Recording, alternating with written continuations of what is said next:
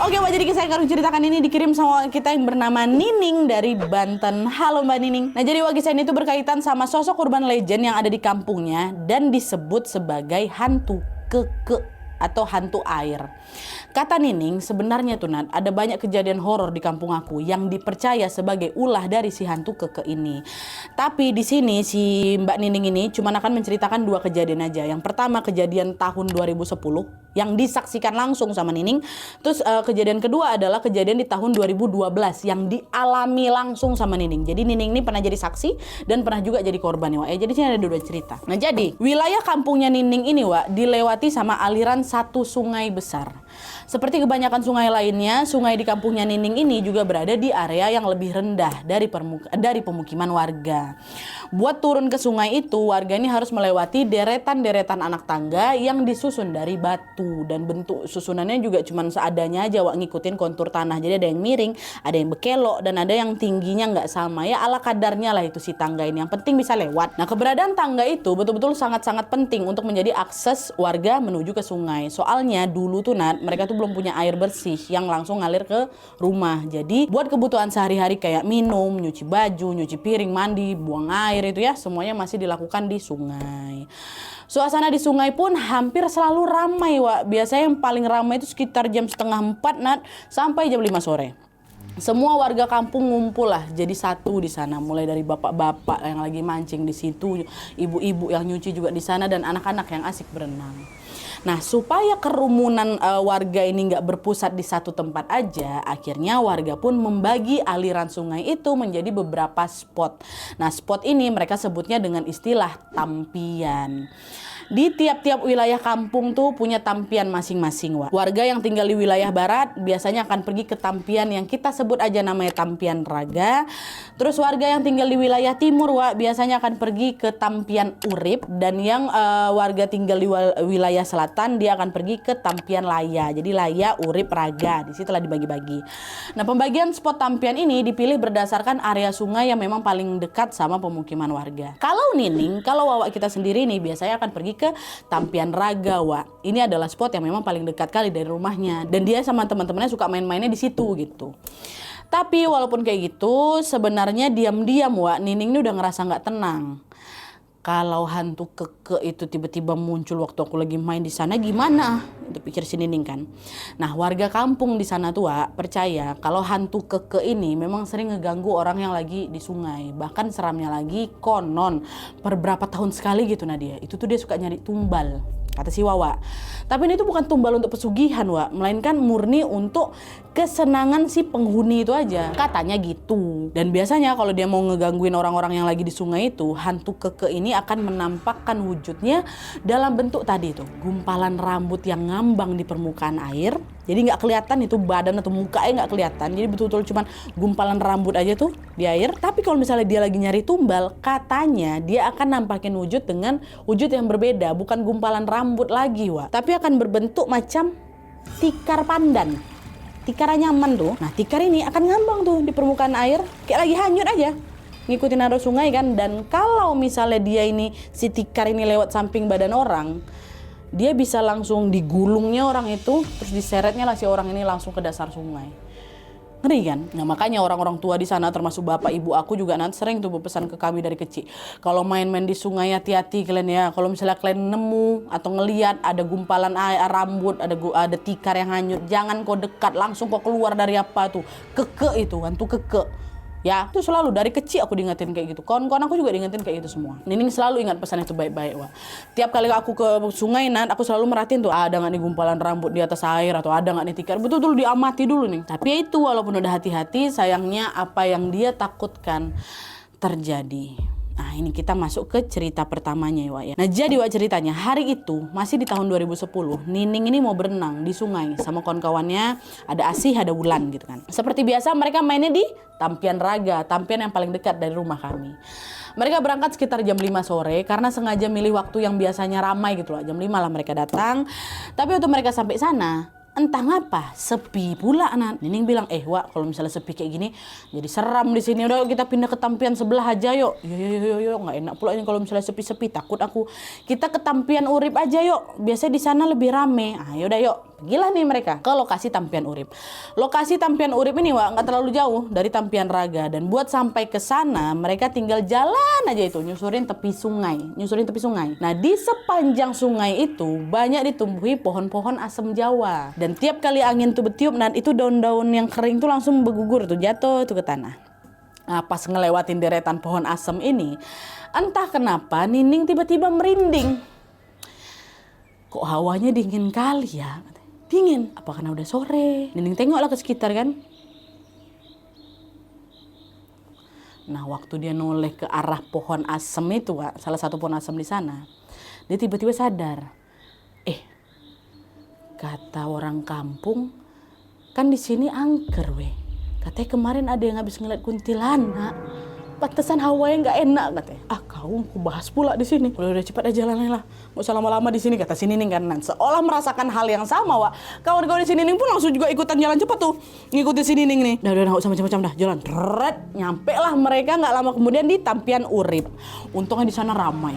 Selain ada ibu-ibu yang lagi nyuci, masih banyak juga ada beberapa anak-anak yang berenang dan juga main air, Wak.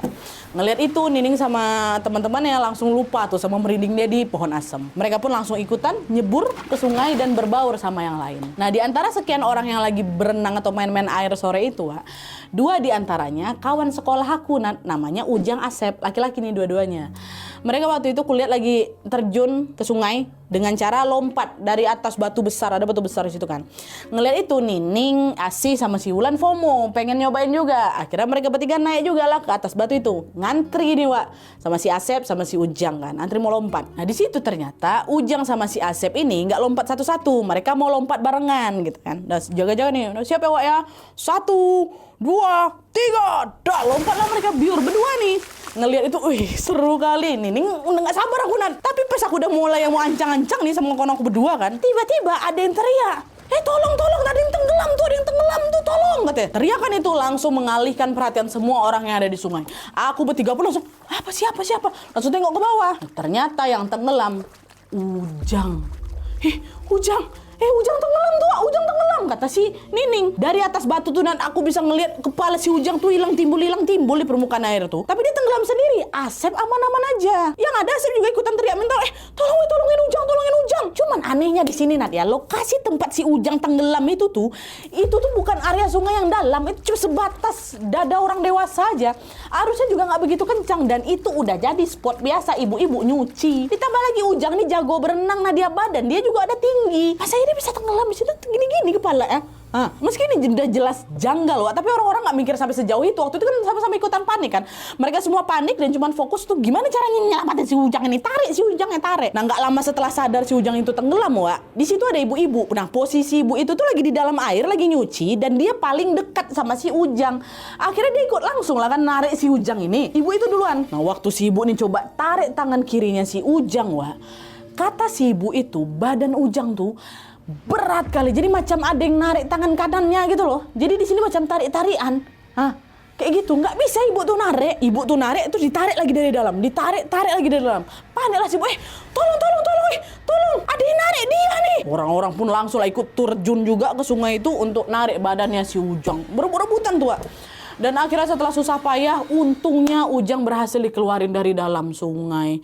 Waktu itu Ujang udah gak sadar, Wak, tapi masih bernapas untungnya. Dah, orang-orang pun langsung nyoba ngasih pertolongan pertama, ditekan-tekan di dadanya si Ujang nih kan, tas, terus gak lama, sadarlah si Ujang, muntah-muntah dia. Itu udah busa semua keluar, cairan-cairan putih kayak gitulah. Dah, pelan-pelan untungnya Ujang udah mulai membaik. Jadi selagi kondisi Ujang ini udah aman, mereka nggak mau mikir yang aneh-aneh gitu kan, Wak. Warga pun langsung nganterin si Ujang pulang ke rumah. Habis itu Nining, Wulan sama Asih, dah jangan balik lagi ke Tampian itu. Balik aja kita. Takut pula nanti kayak Ujang kejadian lagi gitu. Balik kita yuk. Ayo kata kawan-kawannya. Sepulang dari sana, aku udah nggak tahu lagi tuh gimana keadaan Ujang. Tapi selang beberapa hari kemudian tersebarlah berita di kampung tentang penampakan mengerikan yang muncul tepat di malam setelah Ujang tenggelam. Jadi Ujang tenggelamnya sore, malam ada kejadian. Tapi bukan Ujang yang kena, Wak. Ini ceritanya. Jadi cerita ini tuh berasal dari warga yang tinggal di dekat Tampian Urip, tempat si Ujang itu tenggelam tadi. Nah di malam itu semua warga udah pada tidur seperti biasa ya kan. Tapi memasuki tengah malam sepasang suami istri yang bernama Pak Dadang dan Bu Imas tiba-tiba kebangun. Gegar rumah mereka bergetar. Ini FYI mereka ini rumah Pak Dadang Bu Imas ini yang paling dekat kali sama sungai itu ya. Bergetar. Pak, gempa. Astagfirullahaladzim, ya bu. Ayo cepat keluar. Nah pas mereka mau keluar, Pak Dadang sadar. Kok ada yang aneh? Bu, bentar bu. Ini kayak bukan gempa, bu. Coba ibu dengerin suaranya, katanya. Waktu itu dinding jendela mereka masih bergetar ya, Wak ya. Coba denger dulu. Dan pas Ibu Imas ini coba menajamkan pendengarannya, Bu Imas langsung, Pak, itu suara langkah tuh, Pak. Suara kaki melangkah. Kan? Ya kan, Bu? Suaranya macam dari sungai, Bu. Langkah kaki siapa yang suaranya sampai sebesar, seberat, dan sampai bikin gemetar ini? Di situ perasaan mereka berdua udah campur aduk. Antara mereka takut, tapi mereka penasaran juga, Wak. Akhirnya mereka tetap bertahan di dalam rumah sambil nunggu suara langkah kaki itu pergi. Udah, diam di sini dulu. Jangan keluar. Tapi bukannya pergi, Wak. Yang ada suara itu malah terdengar makin dekat ke arah rumah mereka. Nah area pemukiman warga ini, Wak, letaknya kan lebih tinggi dari sungai kan. Nah, buat naik ke pemukiman ini warga harus ngelewatin deretan anak tangga itu dulu ya kan. Nah suara langkah kaki yang mereka berdua dengar ini juga sama. Siapapun yang lagi melangkah ini seolah-olah lagi naikin anak tangga satu persatu dari bawah sungai menuju ke atas, menuju ke rumah mereka yang paling dekat dari situ. Makin panik lah Bu Imas. Pak, ini suaranya ngarah ke sini nih, Paknya kayak deng, gitu-gitu, Wak. Bapak juga nggak tahu, Bu. Udah Ibu tunggu sini biar Bapak cek dulu. Pak Dadang mau ngecek. Di situ ketakutan juga Pak Dadang. Cuman macam mana dia harus berani ini buat ngecek langsung itu kan lewat pintu belakang yang memang menghadap langsung ke sungai itu. Dan pas pintunya sedikit dibuka, Wak. Kalian tahu apa yang ditengok sama Pak Dadang? Gumpalan rambut di air Nadia? Bukan. Tikar yang ini Nadia? Bukan. Yang Pak Dadang lihat adalah sosok berbentuk kepala, hanya kepala, dengan rambut tebal dan super panjang. Panjang kali, sampai Pak Dadang tuh nggak ngelihat ujung rambutnya itu di mana. Dan sosok itu betul kepala aja, Wak. Dia nggak ada badan, nggak ada tangan, nggak ada kaki. Dan posisi bukanya nih, kepalanya ini, ngadap ke tanah, jadi nempel ke tanah. Dan dia bergerak macam melata macam ular. Nggak melangkah, orang nggak ada kaki. Dan sosok itu udah nyampe di halaman belakang rumah mereka, Wak. Posisinya nggak terlalu jauh dari tangga ini pakai untuk turun ke sungai. Pak Dadang yakin betul kalau suara langkah kaki yang sampai bikin rumah getar itu tuh, itu tuh suara si sosok itu. Walaupun Pak Dadang dia juga heran, kenapa kok suaranya bisa sekencang itu? Padahal dia nggak punya kaki loh. Tapi dia melata kan, Wak. Suaranya macam suara napak. Di situ Pak Dadang nggak sempat mikir kenapa bisa kayak gitu. Sekedar ngelihat wajah dari sosok itu aja nggak bisa, orang mukanya telungkup kok. Tapi karena sosok itu tuh punya rambut yang tebal, panjang ya kan. Pak Dadang yakin kalau inilah dia wujud asli hantu keke itu. Si hantu air yang selama ini sering kali neror mereka. Ini wujud aslinya berarti. Pak Dadang langsung ditutup pintu kan, dia langsung nyamperin Bu Imas. Ini dinding tuh masih bergoyang, Wak. Ya Allah, Bu, di luar ada hantu keke. Hah? Hantu sungai itu, Pak? Apa dia naik ke sini? Kan biasanya cuma di sungai. Aku juga nggak tahu, Bu. Tapi mungkin dia marah karena kejadian tadi sore. Dia kan memang sering nyari tumbal, Bu. Bisa jadi Ujang yang tenggelam tadi itu udah ditargetin untuk jadi tumbal dia. Tapi Ujangnya malah selamat, nggak terima. Mungkin dia nggak, Bu. Berarti dia naik ke sini buat nyariin Ujang nggak, Pak? Bisa jadi, Bu. Nah, semoga Ujang nggak kenapa-napa ya, kata si Pak Dadang. Udah akhirnya Pak Dadang sama udah, meeting kita gimana nih, Pak? Udah diam aja sih, Bu. Baca doa aja. Diamlah itu di dalam rumah, berdoa. Dan untungnya nggak berapa waktu kemudian dinding rumah mereka pelan-pelan berhenti gemetar. Sosok atau suara langkah kaki yang tadi menggema pun itu udah mulai terdengar macam menjauh. Dan betul-betul hilang. Waktu hilang, Pak Dadang ngecek lagi ke belakang, udah nggak ada lagi sosok itu, Wak. Barulah agak tenang dikit ya kan. Alhamdulillah udah pergi dia, Pak. Nah semua kejadian ini, Wak, mulai dari Ujang yang tenggelam sampai sosok hantu keke yang naik ke permukaan itu, pastinya langsung heboh lah di kampung itu. Walaupun Ujang selamat dan kondisinya juga berangsur-angsur pulih, Wak, warga tetap aja ketakutan. Pasti mereka nggak mau juga kan kejadian ini tuh keulang lagi. Tapi sayangnya 2 tahun kemudian, Nadia, apa yang kutakutin terjadi. Dan kali ini korbannya bukan warga, aku, Nining. Nining yang jadi korban. Jadi suatu hari di tahun 2012 ini Wak, Nining baru aja pulang dari main sama kawan-kawannya. Ada Dewi, ada Ani, ada Nisa, pokoknya mereka berempat lah. Nah waktu itu baru sekitar jam 5 sore. Nah di tengah perjalanan pulang mereka bilang, mumpung masih jam segini kita mampir ke sungai yuk, katanya. Ayo kita ke Tampian mana? Laya aja lah yuk, searah soalnya. Biasanya juga di sana rame juga nih jam segini. Oke ayo gitu. Dah kira mereka berempat pun jalanlah itu beriring-iringan menuju ke Tampian Laya. Dan sesuai dugaan suasana di sana waktu sore itu emang cukup rame Wak. Ada bapak-bapak mancing, ibu-ibu nyuci, anak-anak berenang kayak gitulah. Dan kebetulan di sana ada rakit dari batang bambu, dan itu biasa dipakai bebas, boleh pakai aja kalau lagi nggak ada pakai lah. Jadi di sini Nining sama kawan-kawannya mau main di rakit itu, jadi nggak mau nyebur ke sungai. Nah, pergilah ke sana main di rakit. Tanpa terasa setengah jam pun berlalu, udah setengah 6 nih. Setelah puas main-main air seadanya, Nining, Nisa sama Ani akhirnya nepilah ke pinggir pakai rakit itu Wak. Sementara si Dewi masih duduk-duduk di rakit. Posisinya juga si rakit ini nggak begitu jauh dari tepi sungai Wak ya. Ini mereka udah keluar dari sungai.